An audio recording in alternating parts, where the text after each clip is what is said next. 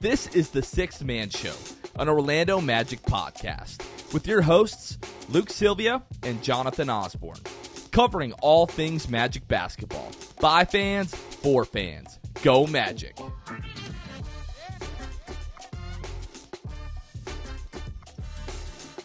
What's going on, Orlando Magic fans? You guys are back with the Sixth Man Show.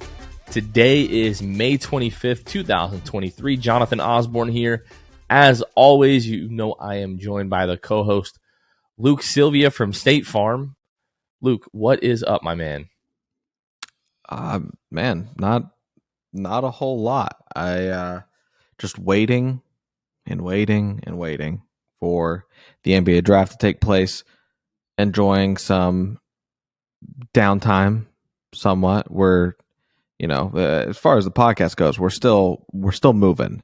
Even when we're not recording, we're still moving. So we're doing stuff and enjoying doing all of that. So man, it's been good. How hard are we rooting for the Celtics to be the first team in NBA history to come back from down 3-0 to win a series?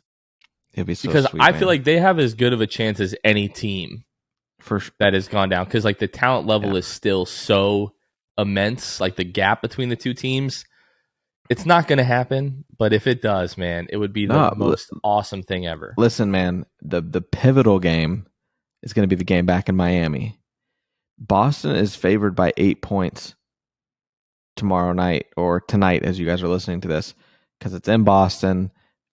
They can out-talented this Miami Heat roster, all right, guys? They can do it. You just got to win that one back in Miami. Win Game 6 in Miami.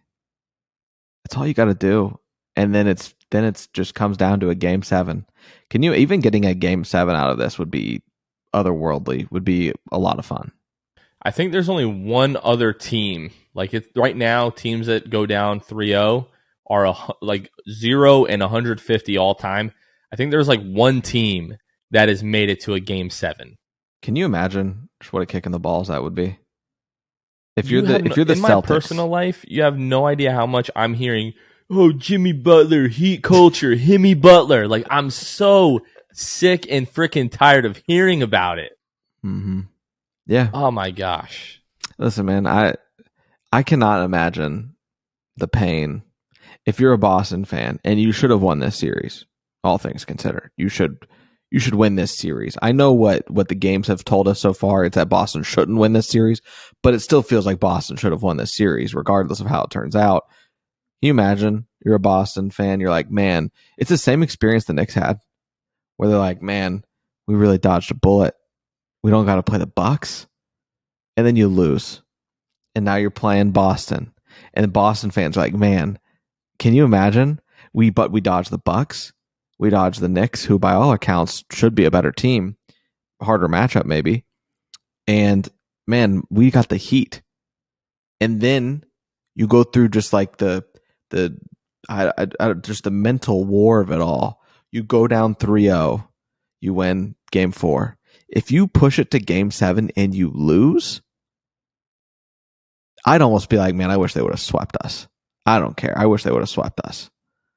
That there's nothing worse than a close loss, and there's definitely got to be nothing worse on the planet than being down 3-0, taking it to Game 7, and losing at home.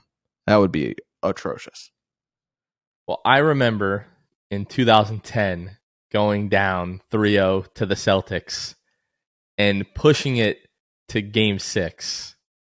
And then, obviously, you lose Game 6, but it's like, you're so close. You're like, man, maybe we can be the first team to do it.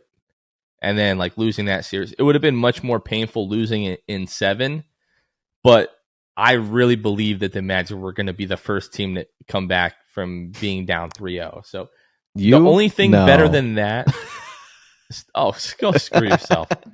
The only thing better than that would be the Heat being up 3-0 in the Eastern Conference Finals and then losing it. That would just make my freaking year. That would almost be as good as winning the number 1 overall pick, in my opinion. But I am the ultimate Heat hater. Like, I prey on their demise. People are, you're just a hater. You are damn right. I absolutely despise the Heat. I would rather any team win any championship in the history of the world other than the Miami Heat winning a title. So anyways, we have a fun episode lined up for you guys today. We're joined by Orlando Sentinel, Orlando Magic beat writer Khobi Price later on in the episode, and we talk about a whole bunch of stuff. We know that you all saw the Paolo Banchero Slam Magazine cover and the Slam Magazine spread. We absolutely talk about that. There was some fake Portland, Orlando, Anthony Simons and 3 for Gary Harris, Wendell Carter, 6 and 11 trades on Twitter on what is today, Tuesday or Wednesday. I don't even remember what day of the week it is currently.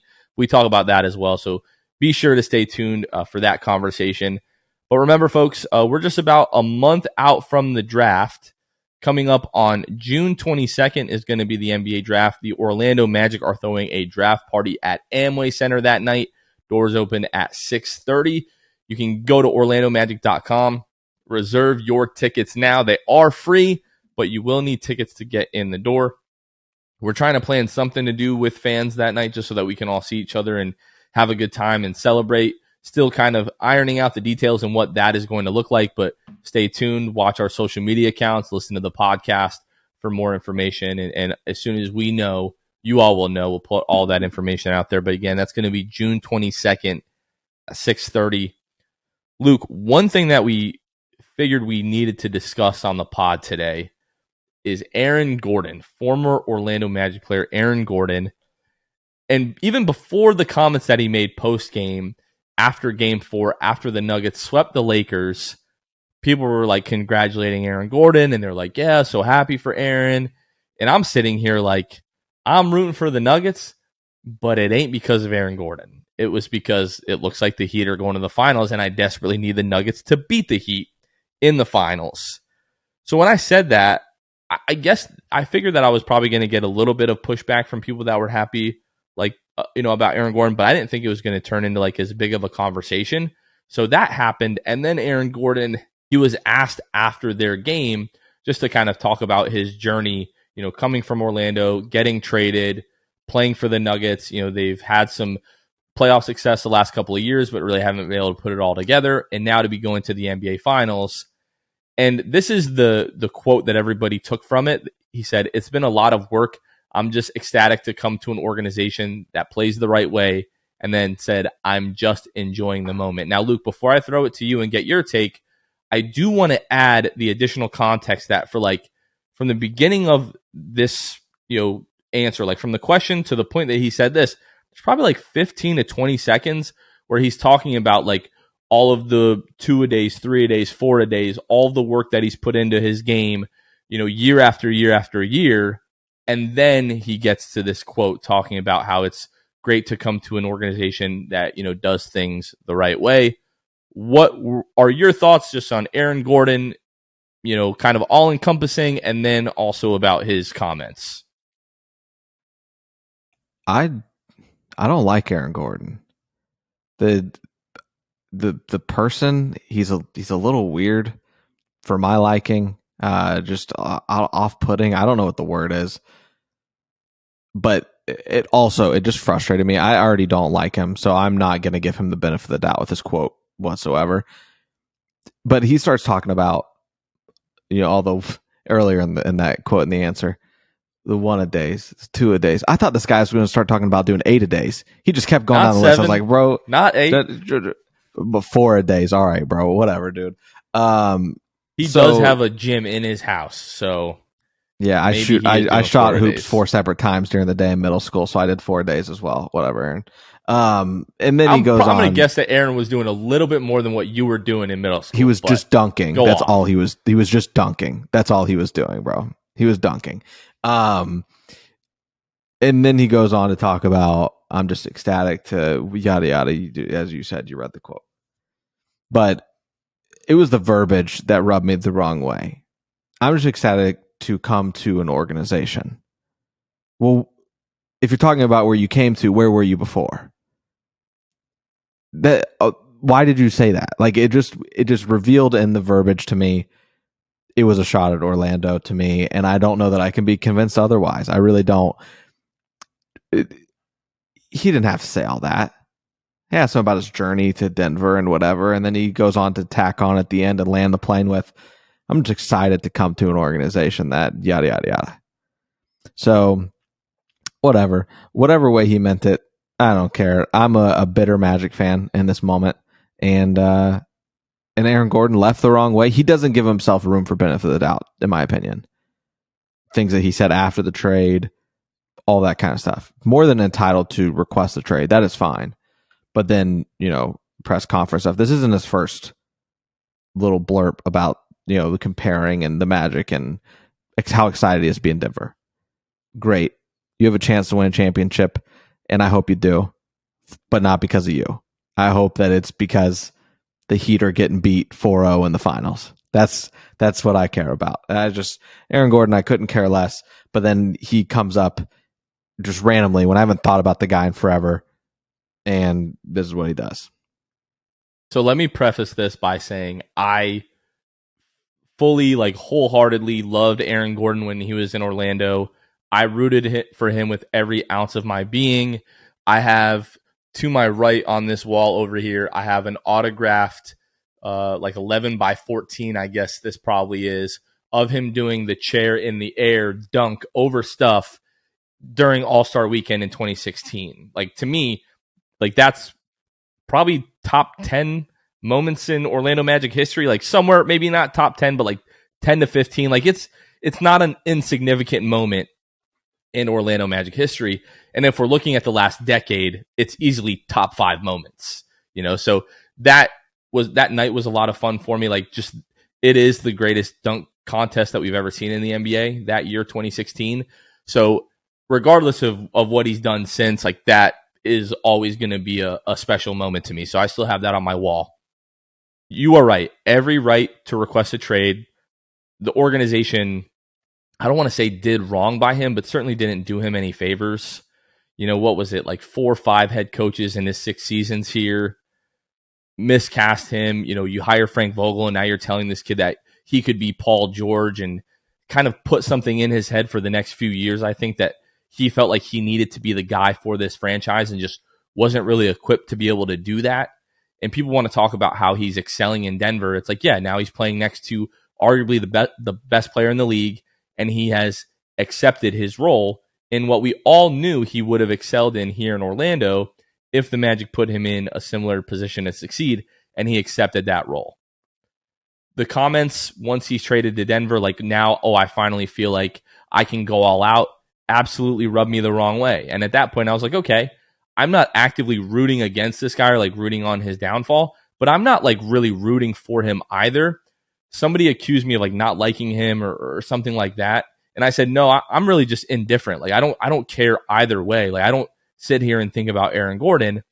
But what I will say, in my knee-jerk reaction to that quote that came out, and now that I've gone back and watched the entirety of the question and the quote, I do, and you and I are going to disagree here, and we're probably not going to change each other's minds, and that's fine, but I do not feel like it was a shot at Orlando.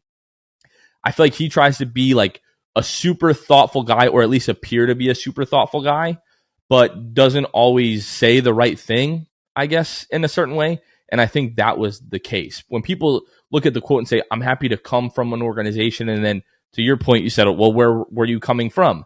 I don't think he was thinking about that at all. It's unfortunate. It's unfortunate that those are the words that he chose to put into this conversation, because it does look like, hey, he might be taking a shot at Orlando there. But I just don't think that he still sits around and thinks about how Orlando did him wrong. Sure, the organization might not have been ran the best from top to bottom when we were here, but the moment that you asked out, we got you out and we got you to a contender, and now you're playing in the NBA Finals. I just don't feel like he has any, ill feelings towards Orlando anymore.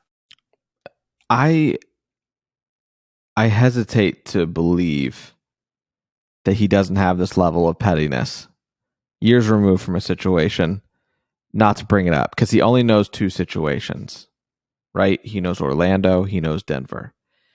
We're talking about a guy that changed his jersey number to 50 because he was bitter about the dunk contests, and he wanted to remind everybody that he should be getting 50s and did get 50s on dunks, blah, blah, blah, blah, blah. He if he is petty enough to do that, then I don't put it above, past him to make offhanded comments about the organization he was with because he's bitter about how it played out and he didn't get to end up being the Paul George type of guy. And it is what it is. But that's, yeah, like you said, we won't agree on this, and that's fine. But there's just more evidence to support him not getting the benefit of the doubt, especially from a Magic fan. And I agree with a lot of that. Just like this particular instance, I didn't feel like it was a shot at Orlando. It doesn't make me like him anymore. It doesn't make me dislike him anymore either. Like I said, I'm really just indifferent when it comes to Aaron Gordon. And yeah, I wish the Nuggets the best of luck in the finals. If Aaron Gordon happens to win a ring as well, that's fantastic. Good for him. Happy for the guy. But yeah, we're just worried about what's going on in Orlando over here. Before we get to the interview with Khobi Price, I want to take a quick second to shout out our wonderful patrons, the folks that help financially support each and every episode. I want to give a big shout out to our guy, Blake Bickerstaff, who upgraded from the rookie level to the all-star level this month. So thank you so much, Blake, for your support.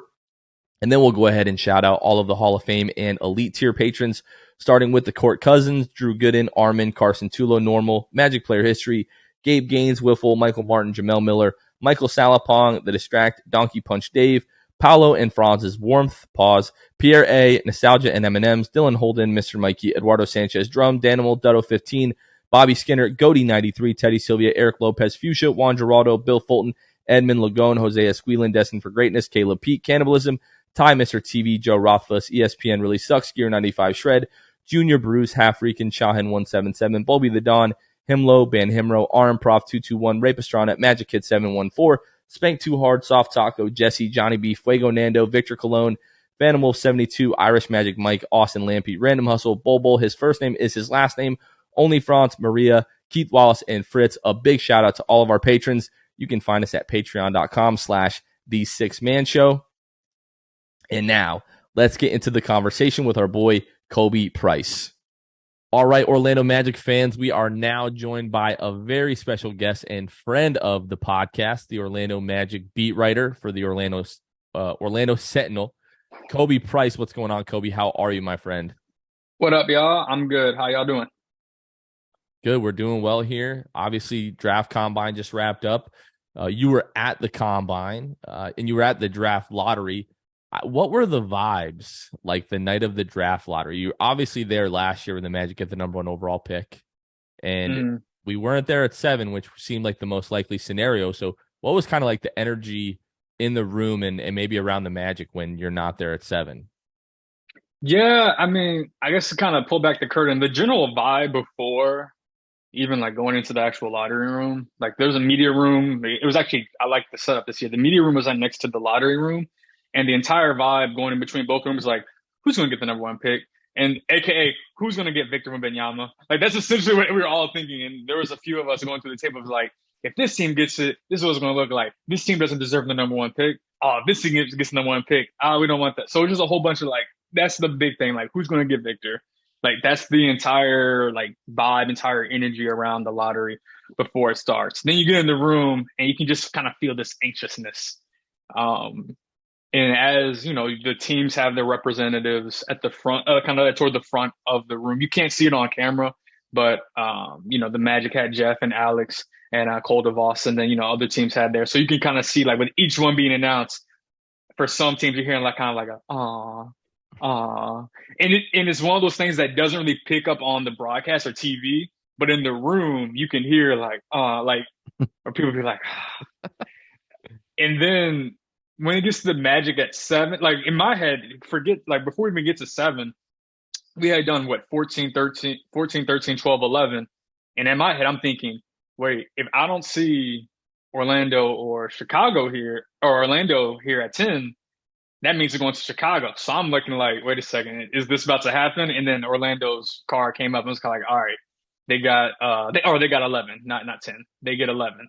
So it's like, all right, then we're going through the lottery. And there were some teams, I think it was like Houston and Portland.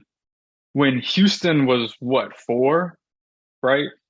No, when Detroit was 5, there was a whole lot of just like, because they went from 1 to 5, and this is the kind of stuff that you don't pick up on the broadcast. But in the room, it just kind of creates like a entertaining, just kind of like I was looking around like I can't believe they fell to 5. Houston 4, right? So when Houston goes, there's almost like a sigh of relief, and I think that kind of speaks to like Mm-hmm. everybody maybe outside of Houston didn't want Houston to get Victor Wembanyama. If that's how I interpreted it, maybe I'm wrong. But at least in that room that we were in, it felt like a whole lot of people were not trying to go for Houston to get Victor. Then when Portland got 3, there was a whole lot of like people were like not sad, but kind of like they were like wanting Portland to move up higher. I don't know. That was my interpretation of it. And then obviously everybody saw on TV the reaction to San Antonio getting number 1. The reaction that we saw actually in the room was the reaction that you guys saw on TV. That yeah, let's go from the Spurs representative. It was even louder in person because I was looking down and all I heard was yeah. I'm like, whoa! I haven't heard this kind of reaction since Alvin Gentry when the Pelicans won the 2019 lottery. So, but yeah, so that's my lively recap of the lottery. So obviously, I didn't even mention the Magic at 6. But yeah, when I saw that, I was just kind of like, yeah, that adds up. Like, you jump up last year, to get into top, whatever, a top 4 pick, even top 3 pick, it was not likely. But to get up to 6, get 6 and 11, you have 2 top 11 picks, 2 lottery picks. Those are significant pieces to build from. The foundation of the team has been laid, has been set, and now it's about supplementing your talent pool on the roster. And 6, 11, 36. There are plenty of opportunities, whether it's actually drafting young players or trades, whatever it may be, to freshen up the roster, liven up the roster, or make some additions ahead of the 2023-2024 season. So during this coverage, Khobi, and I obviously at this point, when you're in the room, you don't see this, but something that is now, thankfully, we don't have to go through this. Hopefully again, at least not with implications on a top 3, 4 pick. They always show the room where the drawing actually happens. They always show it at some point before they reveal picks, right? So last year, Joel Glass, obviously representing the Magic last year and this year. Joel Glass, Jonathan noted last year, he looks happy. Like he had a smile on his face. And then we just kind of moved on, forgot about it, right? But then we revisited it and we are like, maybe that was something. This year, what they showed, and I don't know when this footage is taken, and it could be a coincidence, but this footage showed this Joel Glass shaking, I believe it was the Pacers rep, his hand, and that was it. Like, it was a very solemn, like, Joel was one of the only ones standing, shakes his hand, there was no expression, anything. So after that, I was like, maybe I guess it might not be number 1. He wasn't smiling. So now we're just superstitious, or maybe a little bit too like intuitive with this. But yeah, that's the type of stuff the viewers from home get.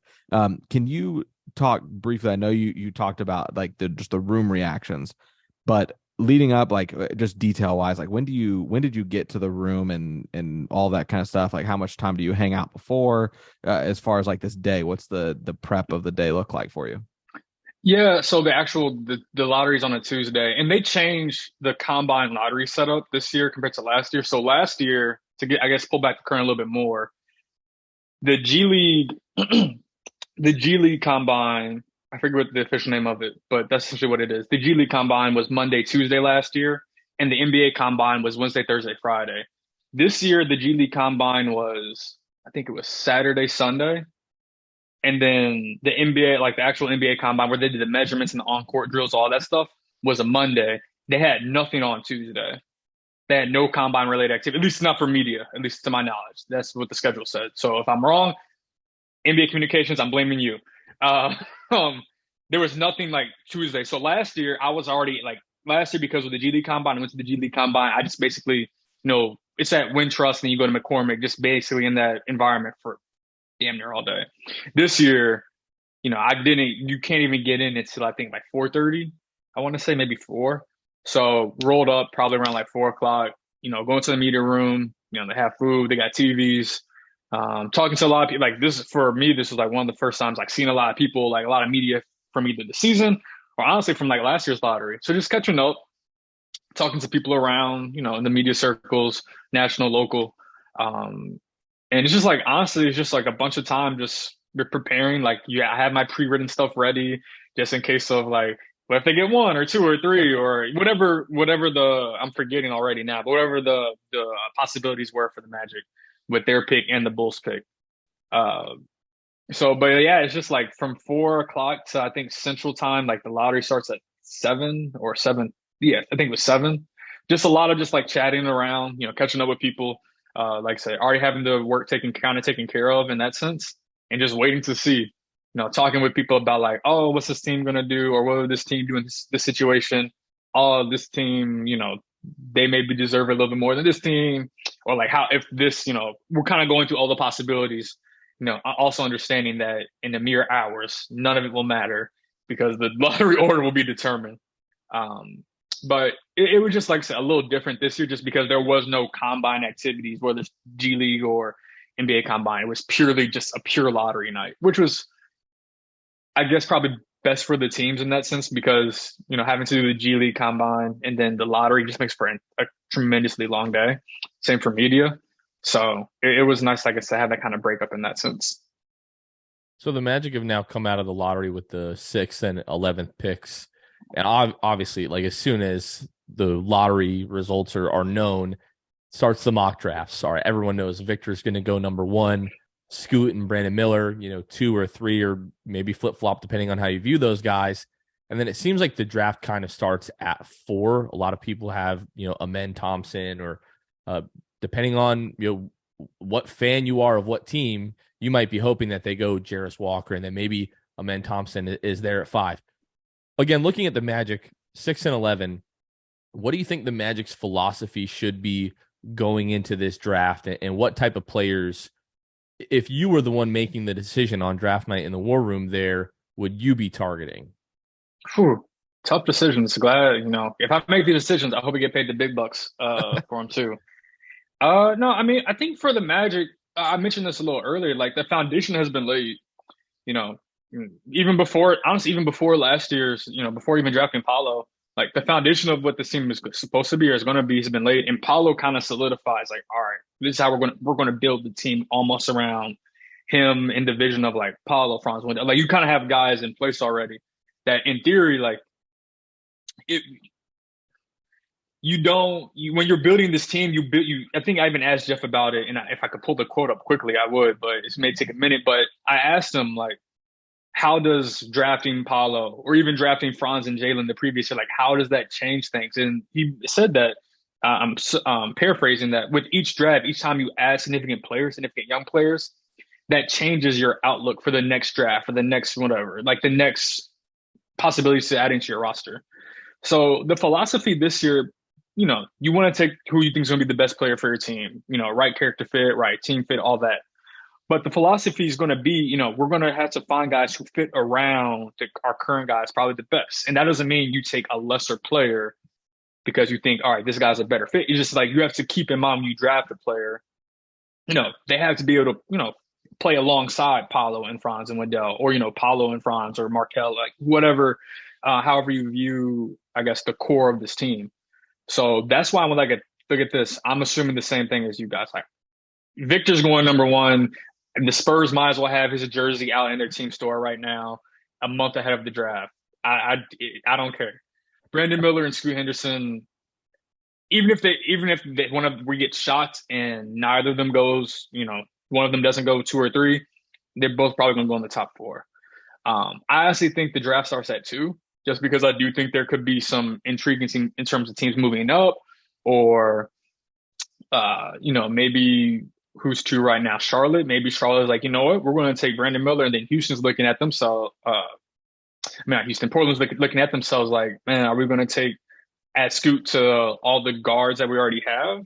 I don't know. That's something, or maybe they try to trade back. I'm not sure. But I think for the Magic, it's just about finding the right, I guess, complementary players to supplement the roster and also add to the depth of this roster. That's the one thing that you can kind of look at the depth chart or look at the team and say, hey, like, you feel like there's a solid, foundation there. but you need to build a little bit more guys who can, intertwine a little bit, play alongside multiple permutations of this roster. No, you want to get to specific players, you can do that at some point down the podcast. But there are plenty of players in this draft who I think I could say like, yeah, this guy could play alongside, Paolo and Franz, or he can, complement these guys, or he can play alongside, you can have a double big lineup, quote unquote, double big with Wendell and this guy, or you could have a, multi guard lineup and have a smaller lineup. Like that's the kind of thinking you need to have, with this draft. It's not just about drafting, oh yeah, let's get, you know, you can't even trade up for Victor because nobody's going to do that. But it's not just about that. It's just about like, how do we push this team forward? Or the guys that are going to push this team forward with in mind that we already have, the guy who we think is going to be our guy, Mr. Slam magazine cover. And wasn't Franz on like a German magazine last summer or like after FIBA? He was right around the time of Eurobasket. I forget the name of that magazine now. I'm still trying to track down my copy. But don't you worry, we will talk about the Paolo Slam cover. We have to. So you already have magazine headliners. Like you need to get some guys who are going to like fill in the inner pages a little bit more. If that makes sense. So let's talk about this real quick because I love hypotheticals because either they mean something or they might not mean anything at all. You talk about Scoot and the potential that maybe, he doesn't go to, and then Portland, maybe they want to, maybe they want to get rid of that pick. Let's say in this scenario that the Magic somehow put something together that they move up to a position to get Scoot. Now, maybe Portland just doesn't care about trading the pick and they just pick who they want. And then, the Magic do a deal with number 4 of, hey, Scoot's there. We've got some firepower. Let's get it done.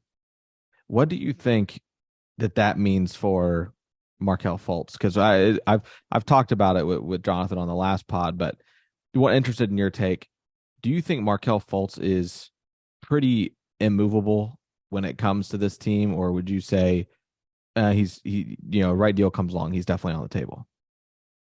I mean, I feel like I could say the latter for most of this roster, to be honest. Like, I don't even say that in like a bad way, just kind of like I think a lot of people be surprised by how, like, you think how immovable a guy is, and then like the right opportunity presents, it's kind of like, he's a little bit more movable than we thought.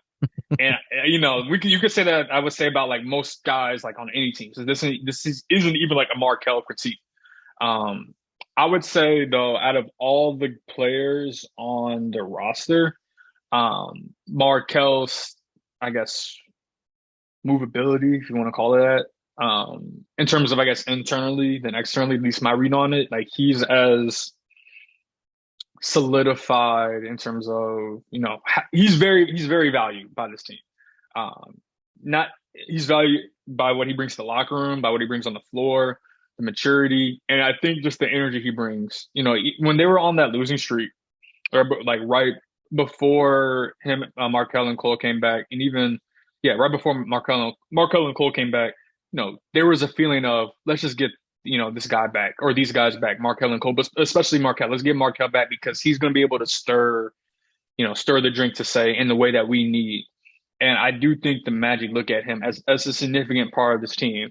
Does that mean he's untradeable? No, I wouldn't say that, because a lot of guys are more movable than we kind of want to think of them as. No matter how long they are with the team or how much success they may bring, to a level, most guys are more tradable than not. You go through if I give you the top 450 players, you would be surprised by how high you would go before you'd be like, all right, these are the stopped untradables. But from, I guess, the nuance part of it, like Markelle's standing is pretty solidified. It would have to be the right deal, to a point where, again, the Magic would feel they're pushing the team forward in whatever deal. Now, with that being said, I don't see a deal happening involving Markelle, and I would also be surprised if the Magic were, you were bringing up Scoot, if they're even able to trade that high.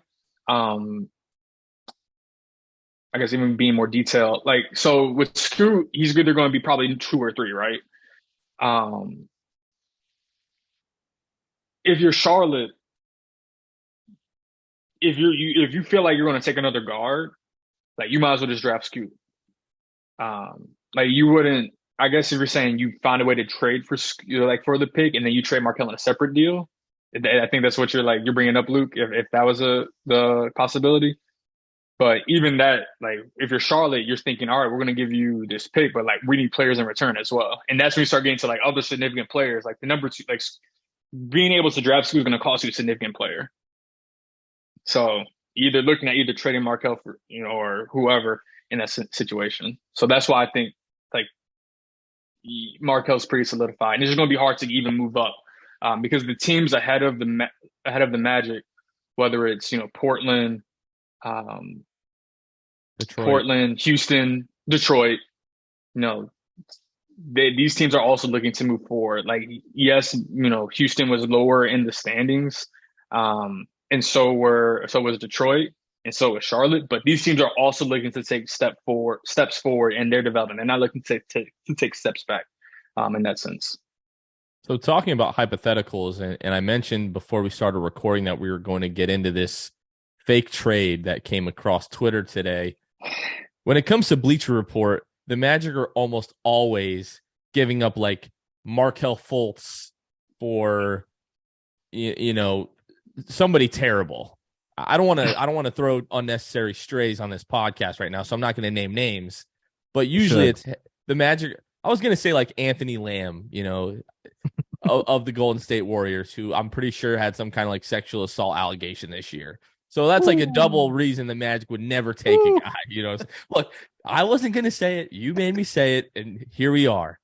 Anyways, okay. Usually trading away one of our best players for somebody that's not anywhere near as good. Today, Bleacher Report released this mock trade of if Scoot Henderson is there at 3, in this hypothetical, Brandon Miller goes number 2. Scoot Henderson is sitting there at 3, and the Magic packaging to Portland Gary Harris, Wendell Carter Jr., 6 and 11 for number 3, essentially Scoot Henderson and Anthony Simon. So there's a lot going on in that deal. There is. That's what it was? I think, okay, before the show, to like give some context, you mentioned this to me, and I told you my rule about like some of these fake trades that are thrown out. I look at it for 5 seconds. And if I don't like it, I'll move on. I don't even look back at it. Honestly, I think I looked too quickly because I don't remember it being that. I just want to look. I'm like a visual learner too. Like I need to see like this laid out in front of me. I'm sure we quote tweeted it too. Let's see. Yeah, I'm gonna look it up as we're going. It doesn't make for the best podcasting. But to your point about some of these fake trades, I know. I saw one. All right. So there's one day. I just DM'd it to you on Twitter, Khobi. Yeah. So if you want to pull that up. Yeah, I just pulled it up too. So there was one day I tweeted out. I didn't even go back to the tweet because I was seeing a whole bunch of like Jordan Poole, Markelle Fultz trades, and it wasn't just that I saw like this is even a critique of the trade. Like I'm not even going to critique the trade. But what was weird to me is like I saw multiple variations of it, and it was like the first thing I saw when I went on Twitter. So my first thing was like, I asked Twitter, like, why am I seeing this? So did I like miss a report by someone? Like, did someone report like the Warriors are interested in Markelle Fultz? I remember seeing last year a whole bunch of reports saying that the Magic were interested in Jordan Poole, or like people circling back to that. Like I was confused. So I saw that first thing in the morning, and I tweeted it out. I saw the first few replies. Nobody gave anything constructive to me, so I just figured it was what do you call it? Fodder. Just trying to turn some content, or Warriors fans just trying to get interest. I had no clue, but that's what I mean. Like at that moment, I was like, you know what? I'm not entertaining. It concerned me because like, did I miss something? Because it's one thing for like the Warriors to be like, we're trading for Markelle Fultz. Every single trade I saw was Markelle for Jordan Poole, and some variations. Like I had to have missed something for every single one of these to be this. I'm seeing it. Anthony Simon's number 3 pick. Wendell, Gary, 6 and 11. Yeah, that's something. Is this anything? I don't know, but this is definitely something. I want to know. So this is assuming Scoot's at 3, you said.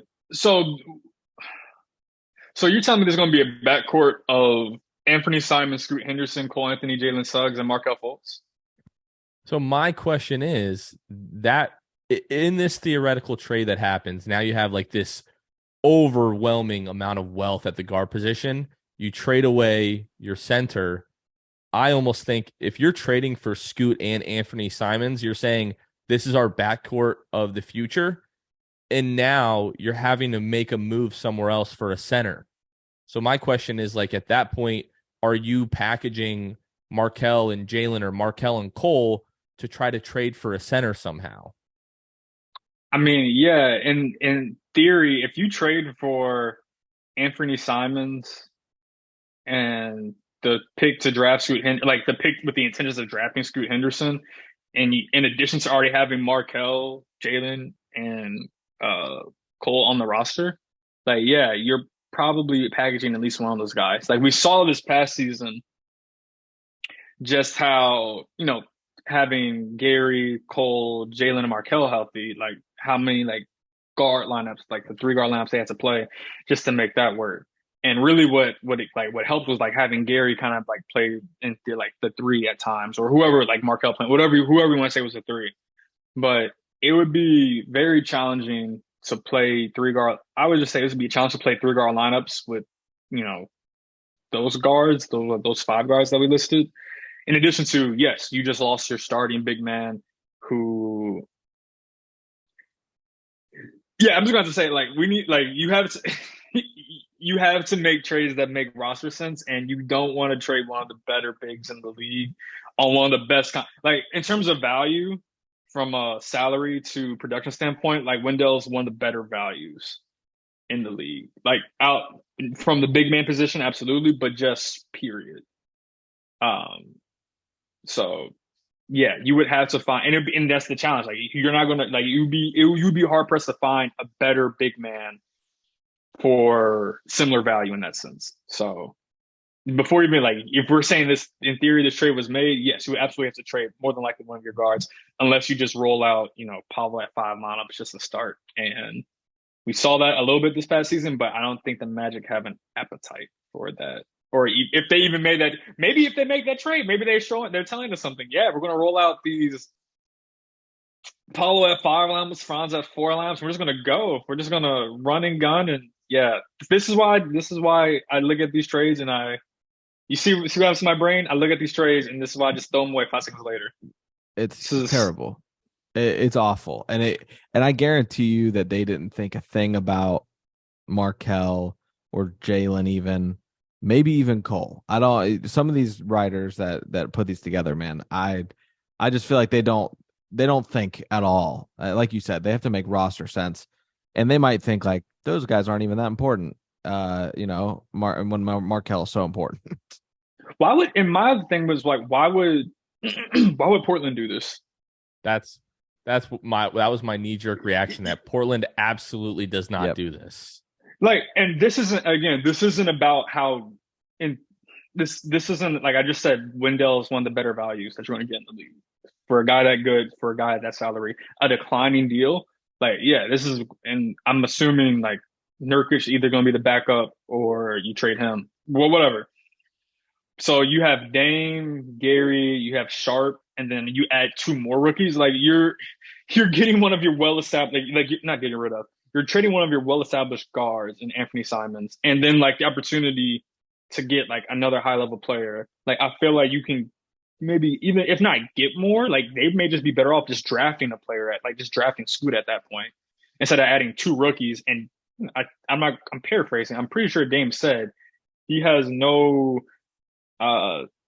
desire to go through a rebuild or to keep training like this. You're going to be like, all right, bet, let's add 2 more rookies to your plate. Unless you want to package those picks for another deal, like that's where I'm just like, yeah, you're kind of at that point. I was just like making a trade just to make a trade. That's my read on it. I would admit I'm not the best like trade machine guy, but I can sniff out one that I don't like pretty easily. I think that would set off like a domino effect of trades. Like it would set off domino trade effect for the Magic. They would have to make additional moves to get a center. The Trailblazers would be trying to, package 6 and 11 to find another established veteran somewhere along the way. I think it would change so much for the Magic, and the emphasis that they have put on making the playoffs this upcoming year from like top to bottom so far, like across the entire organization. I don't see them changing that much the night of the draft. It's a lot. Yeah, I mean, I definitely think there'll probably be like some moves around the edges. But like they've kind of been telling us for a while, like they believe in this group. They want to continue to see this group grow organically.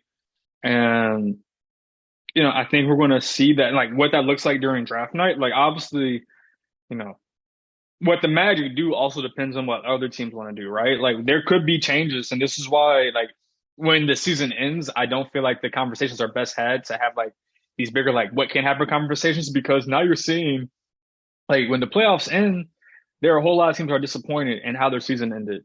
You know, Milwaukee, Philly, um, Golden State. There are teams who are just looking like, dang, we need to figure something out, and maybe they can like the Magic can look at those routes and just like ways to either upgrade their roster, whether it's trades or free agency, whatever it may be. But yeah, I don't like the Magic. I would be surprised if they're making moves for a significant player or significant like, but what I mean by significant pick, it'd be like a top 3 or 4 pick, unless one of those teams makes another deal. The tough part for the Magic is they're not looking to like the foundation of this team so far. Basically the starter, Markel, Jalen Cole, Franz, Wendell, Paolo. The list goes. Gary. I don't think they're looking to like. They're not looking to move off guys in that sense. Like they want to continue to build. And with that, you also come to understand of like, well, that just makes it hard to make certain trades. Like if you're trying to move up in the draft, you're more than likely going to have to come off a significant player. And then Magic, they're showing that we want to build this team out. We want to continue to, they want to continue to build the team out in that way. Jonathan, do you have anything else to add to this? Because I've got a much more pressing issue that I want to ask Khobi about, that we both want to ask Khobi about. Is it the slam cover? Oh, it's the slam cover. So what else would I be talking about at this point, man? I pulled them up just to really refresh my memory on these pictures. Khobi, what did you make of the Slam magazine cover? What they put our boy Paolo Banchero in for the shoot? I think I tweeted this out. I've never been more interested in Michael Jordan's opinion on a fit. And I know he's looking at those pictures like so jealous. He's like, how do you get jeans that big? I also want to know, like, how much denim did they have to use to get those jeans? Like, Paolo's not even like Michael Jordan. Like, he's significantly taller than Michael Jordan. So, like, how much denim did they have to use to like make those jeans for him? Because ain't no way he's going to like what is it called, like big and tall, tall and big, whatever that store is called. And he's like, yeah, give me the biggest jeans you got in here. Like, those had to be custom made for him. They had to be. Those jeans are so big they could take 2 like normal sized women and make full size denim dresses out of those pant legs. I've never seen anything like that in my life. Is it a cop or a drop for you, Khobi? That's what I really want to know. Honestly, like for me personally, probably a drop. But I respect the vision. I respect the theme around it. Like, wasn't like a Y2K kind of like the new age sort of ordeal. So like the future. So I was like, you know what? I rock with it. I respect the vision, and I respect the creativity going into it. But for me personally, nah, you're not gonna see me out there like that. You're not gonna see me pull up to a game in pants that I could fit both my arms in. Nah, you're not gonna see me out there like that. I'm not gonna say that I respect this at all. This is crazy. This is crazy. Like, this is nuts. Like, it is ridiculous. And I don't care how cool the captions are. Like, the Magic put it out there, and they put charged up with the battery emoji. And I'm like, I look at the caption, I'm like, oh, these pictures are going to be awesome. And then I look at them, and the dude's wearing flare jeans in the second slide. Like, I can't get behind it. I can't. And you know what the Magic didn't do, though, guys? The Magic didn't share the picture of Paolo in the Seattle Supersonics jersey. That's what they didn't do. I forgot about that picture. Yeah, while we're talking about it, I'm actually going back through because before we even get into the Seattle pick, the first pick I saw was like, oh dang, Paolo's got the P5 chain with the jersey, got the jeans, got it going, and then like it's a thread. The second picture, it's ginormous jeans, and I'm like, wow. This is this is what it's about. I can't get over how big the jeans are. Like they're so big, you can't even see his shoes. Like you could fit and they kind of like flare out. They're like The bootleg. You flare could jeans. probably fit. Yeah, you could probably like fit like a person in like one of the legs. What do you think the conversation is? Do you think Paolo knows this way before the shoot, or do you think he shows up and they're like, "All right, so we got these." He's like, "You got what?" I can't get over the jeans Uh either. yeah, I think so. I'm looking at the last picture. He definitely had to know about this in advance. I would at least hope so. And the other part of it is like there's the third picture that Slam tweeted out. I really want to know if he dribbled. Like it's like he dribbled in between his legs. Like that's the freeze frame. I want to know like whether he actually able. Like I bet he was able to do that just because he's an NBA player, a skilled one at that.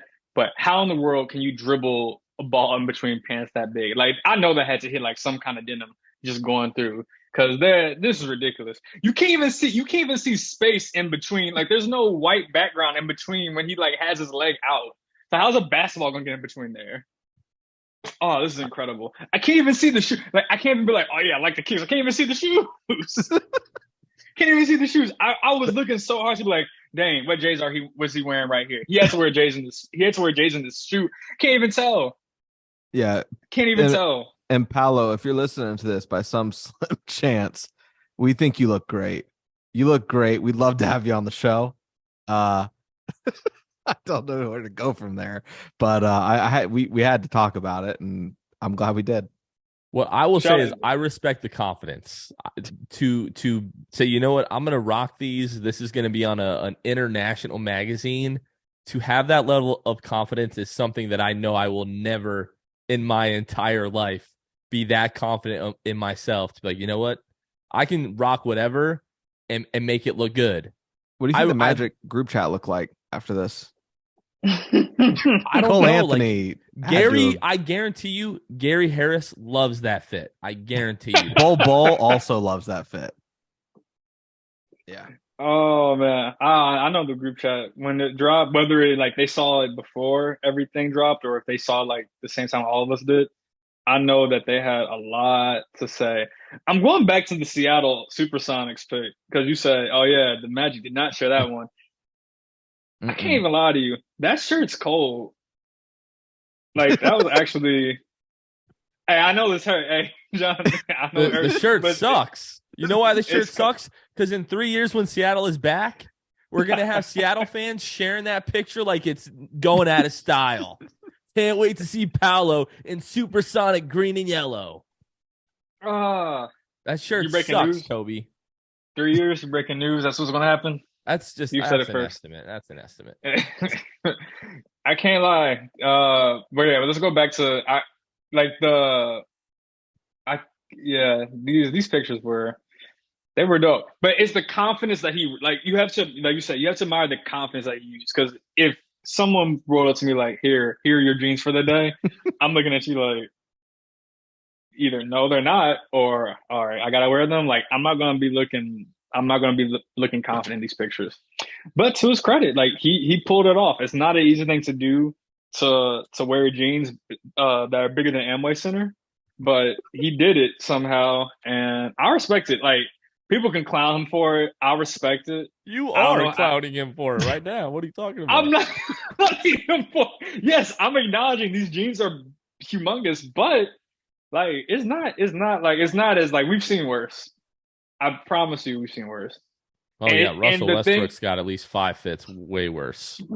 And the thing for him is that he did it with confidence. If you can tell, like he did it, like he was confident doing it. If he wasn't confident, that would come across, and yeah, it wouldn't feel the same. But he did fine. Who I need to figure out. It's actually in the story, like the stylist and whatnot. That's who deserves a real interview. Yep, styling. Yeah, there we go. There we go. That's who needs the interview. I just want to know like the creative process. Kobe, last question. I need your prediction on where the Magic finish in the East next season. Oh man. We went from big jeans to project the Orlando Magic's 2023-2024 season.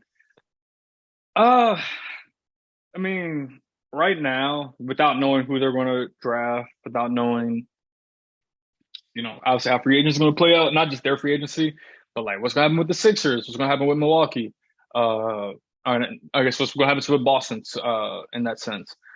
The Magic are going to be a top 10 team. They're going to, at minimum, make the play-in next year. I would be actually quite surprised if they didn't make the play-in at the minimum next year. Where in that top 10 they finish, I would feel confident saying they're going to finish probably below 6, so somewhere in the play-in. I look at the top of the East, I know they had their first round exit, but Milwaukee, to me, like they have to hire a coach, but you have Giannis, you have the infrastructure. You're going to be at least a top 4 seed next year. Obviously, things can go multiple directions for Boston, but I would still consider them to be a top 4 team next year. And the same way I feel the same way about Philly. Cleveland, again, the first round team lost, but I feel like they're going to be a top 5, top 6 team. So that leaves 2 spots for the playoff teams. Maybe they don't need to be a playoff team or clinch a top 6 seed to make any waves in the playoffs. But yeah, he already knows what I'm about to bring up. He already knows what I'm about to bring up. But I feel like if they actually, get it together a little bit better, I feel like the Heat should be a top 6 team next year, just because they have been for 3 of the past 4 years. Like, oddly enough, this has been the lone season since Jimmy Butler's been on the team where they have been a play-in team, I want to say. Or a not non-top 6 seed, and somehow they still end up in the conference finals. So at least one spot in my head. One spot for New York, one spot for Atlanta, one spot for Orlando, one spot for Chicago, Toronto. Almost a toss-up. And I'm sure there are a lot of fans from other teams who are like, that spot's our spot. That's our spot's our spot. I'm not saying it's not. I'm just saying it's probably gonna be a battle. But I do believe that the Magic should at least be in that range, in that playing range, just because they showed significant progress last year. The thing about progress isn't always linear. Like, yeah, you made a 12-win jump from 22 wins to 34 wins. That's significant, but the step from 22 to 34, whilst as a significant, that it's harder to take the next step forward. It's hard to get from 34 to 46 than it is from 22 to 36. The steps are becoming better and better. They get harder and harder because there are a lot of other teams in front of you who are also trying to take those steps. But with another year of growth from Paolo, Franz, Wendell, this core, being healthy and having a little bit more chemistry and just maybe even getting off to a better start, they should be in that range of finishing somewhere between, 38 to 44 wins. Where that lands you, I think historically the past couple of years, it's been 38, 39 wins is the marker for the play-in. You got to get to these 38 wins to even get into the play-in most years. So that's where I'm at right now. Obviously, see who they draft. If they draft 2 rookies, if they want to add 2 rookies to this group, whether they trade for a more veteran player, how they address free agency, what guy, I think Mo Wagner's a lone free agent, but obviously they have a few guys who have non-guaranteed deals for next year or partially guaranteed deals. So how they handle that out. And more than anything else, I'm curious to see what's going to happen on other teams. There's could be a lot of teams who look at this offseason thinking, we got to make some moves. We got to shake something up. We got to do something just to re-energize our team or get there. But the Magic, I'll repeat, I'll be very surprised if they aren't at the minimum a play-in team. And get to the play-in, even if you're number 10, you're only 2 games away from making the playoffs. Just got to win 2 road games, which is hard, but we saw it this past year with they weren't 10 seeds, but sorry to bring up again, Jonathan, but Miami, before we get into their run, they lose the first one, but they win the second one, and then you're in. Or so that's the fun part about the plan. You just need to win, even if you're 10 or if you're 9, you just gotta win 2, and then you can make it in. Yeah, I like that prediction. I've been saying 7, that's my hope in where I think the Magic should be shooting for next season, especially if they're another year of Paolo and Franz and if Jonathan Isaac can get and stay healthy, Jalen Suggs having a full healthy offseason and the growth that we should see from him. So I'm not mad at that. Playing like absolute floor, I think. But yeah, I'd like to see them get to 7. 7 or 8 would be great, or at least for them, just because they could host a playing game. That would be the great part for them, just being able to host a playing game with that environment, Amway, a do or die game in that sense. That would be like the benefit of that, just being like, yeah, even like we get, and if you're 7, you get two playing games minimum, or I guess maximum. You get to play both games on your home floor. Yeah, I can't wait to send Trae Young home in a playing game. Paolo. That was so specific. Game on the line. I'm just looking at the standings, and I think that's. Oh, okay. I don't love Trae Young, and he's right there, so I can't not take a shot. But yeah, I think. I think, man, yeah, you got me thinking about an Orlando Magic playing game, do or die situation. That would be electric. I can't wait.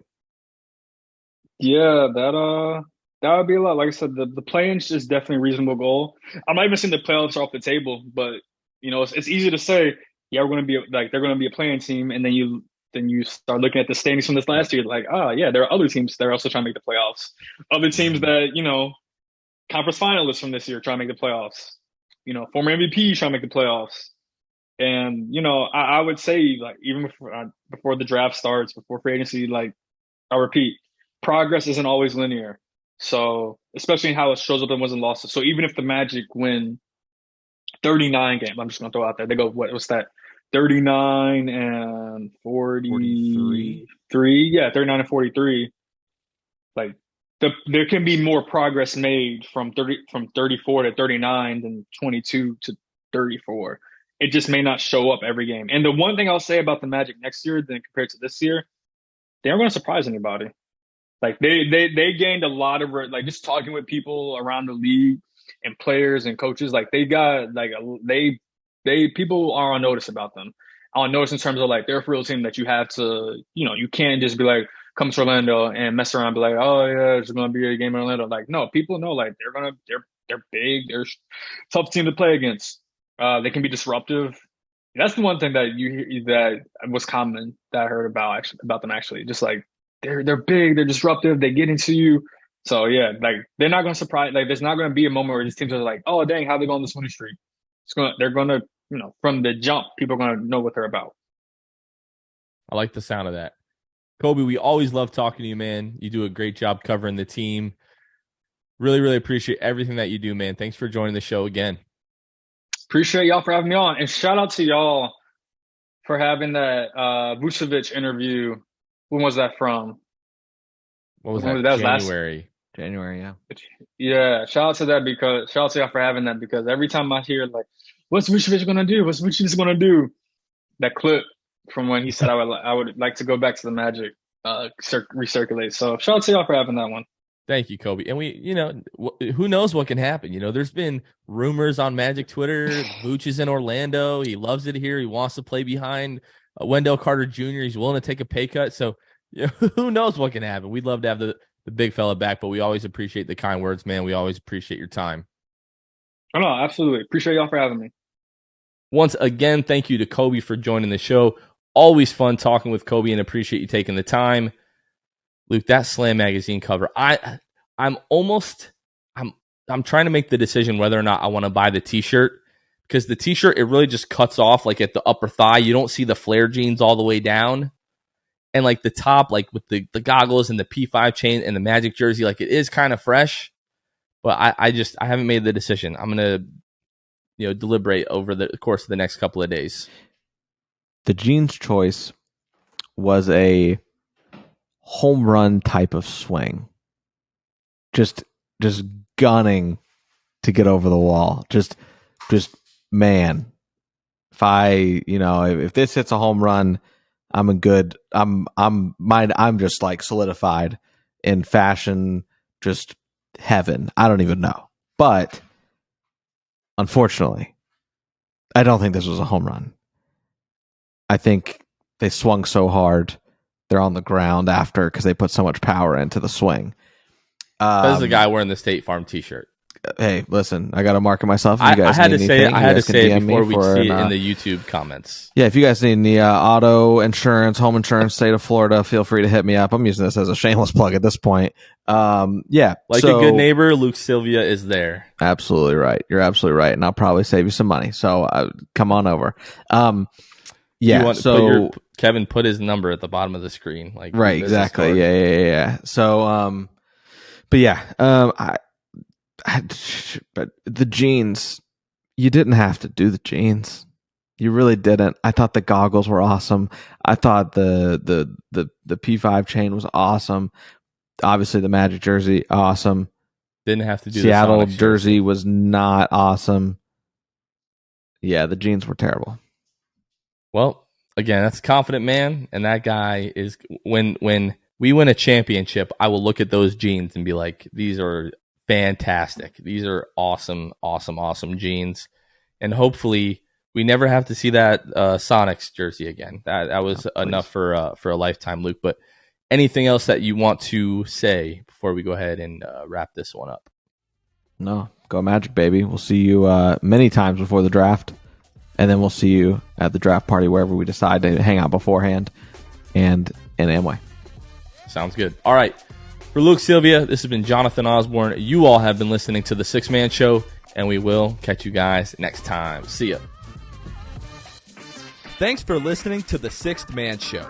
Be sure to subscribe on iTunes and Spotify to get new episodes downloaded directly to your phone. If you enjoyed the show, please take a minute to give us a 5-star rating and a review. It helps out the show a lot.